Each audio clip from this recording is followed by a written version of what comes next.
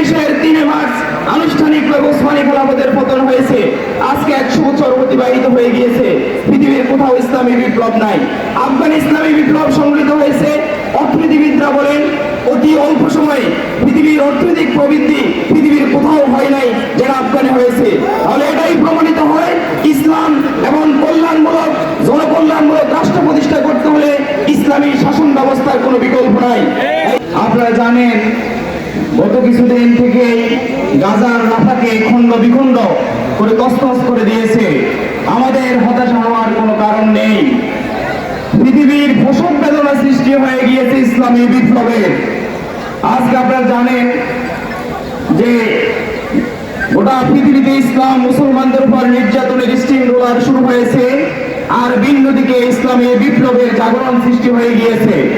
আপনারা আজকে ঢাকায় যে জনসমুদ্র সৃষ্টি হয়েছে, বাংলাদেশের সকল স্তরের ব্যক্তিবর্গ সেখানে উপস্থিত ছিলেন। আর সেই চূড়ান্ত বিপ্লব ইসলামী বিপ্লবে নোয়াখালী থেকে সংগঠিত হবে ইনশাআল্লাহ।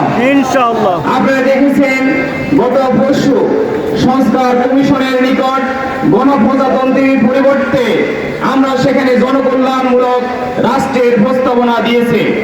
এই প্রস্তাবনা দেওয়ার পর বাংলাদেশের বিভিন্ন মিডিয়া এবং রাজনৈতিক বিভিন্ন সংগঠন যারা এই 54 বছরে বাংলাদেশের মানুষকে চুষে চুষে তারা খেয়ে শেষ করেছে, সেই মানুষের গাত্রদাহ সৃষ্টি হয়েছে।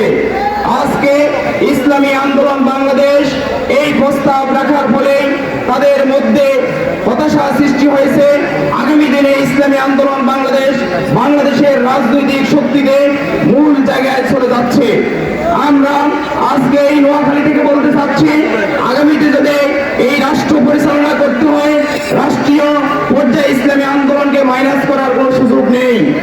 আপনারা জানেন এই জুলাই আন্দোলনে ইসলামী আন্দোলন কিভাবে ভূমিকা পালন করছে। ইসলামী আন্দোলন বাংলাদেশ একমাত্র রাজনৈতিক সংগঠন হিসেবে জুলাই আন্দোলনের সম্মুখ সারির যোদ্ধা হিসেবে এই আন্দোলনের মোহতারাম আমিরের নেতৃত্বে আমরা এই বিপ্লব সফল করেছি। তাহলে বলতে হচ্ছে আগামী দিনে এই বাংলাদেশেও আগামী যে নির্বাচন হবে, এই নির্বাচন 54 বছরে যে ব্যর্থ শাসন ব্যবস্থা ছিল, এই ব্যর্থ শাসন ব্যবস্থা আমরা চাচ্ছি না। কি বলেন আপনারা? আমরা চাচ্ছি গোটা পৃথিবীতে 1350 বছর পর্যন্ত যেই নীতি এবং আদর্শের মাধ্যমে রাষ্ট্র পরিচালনা হয়েছে, সেই নীতি এবং আদর্শ প্রতিষ্ঠা করার জন্য। আপনারা জানেন 1924-এর 3 মার্চ আনুষ্ঠানিকভাবে ওসমানী খেলাফতের পতন হয়েছে। আজকে 100 বছর অতিবাহিত হয়ে গিয়েছে। পৃথিবীর কোথাও ইসলামী বিপ্লব নাই। আফগান ইসলামী বিপ্লব সংঘটিত হয়েছে। অর্থনীতিবিদরা বলেন অতি অল্প সময়ে পৃথিবীর অর্থনৈতিক প্রবৃদ্ধি পৃথিবীর কোথাও হয় নাই যেটা আফগানে হয়েছে। তাহলে এটাই প্রমাণিত হয় ইসলাম এবং কল্যাণমূলক জনকল্যাণমূলক রাষ্ট্র প্রতিষ্ঠা করতে হলে ইসলামী শাসন ব্যবস্থার কোনো বিকল্প নাই।